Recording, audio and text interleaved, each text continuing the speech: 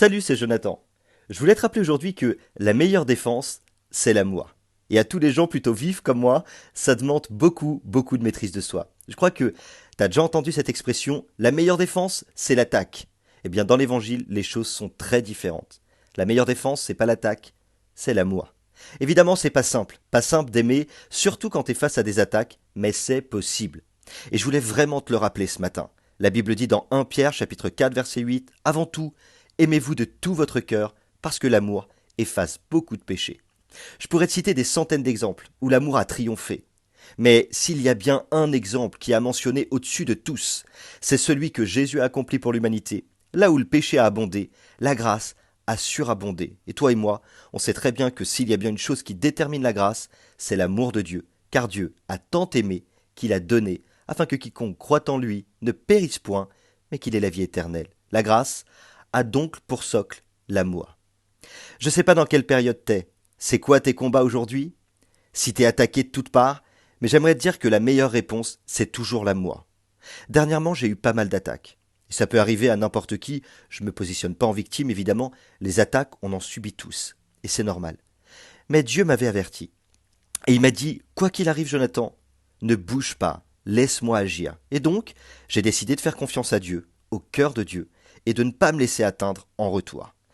J'ai décidé de continuer à encourager, toujours, de donner de l'amour, en définitive de bénir, ce qui est tout à fait normal. Et crois-le ou pas, quand tu fais ça, les choses s'arrangent toutes seules. Parce que Dieu prend les pièces et il les remet toujours à leur place. Allez, je te donne quelques petits conseils ce matin.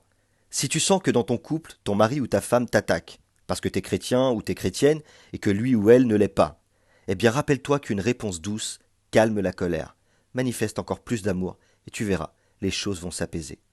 Si tu sens que tu es attaqué par une sœur ou par un frère qui malheureusement n'a pas fait mourir la chair comme il faudrait, et qui a tendance à se laisser un peu trop aller avec toi, apaise les tensions, reste calme et continue de manifester l'amour.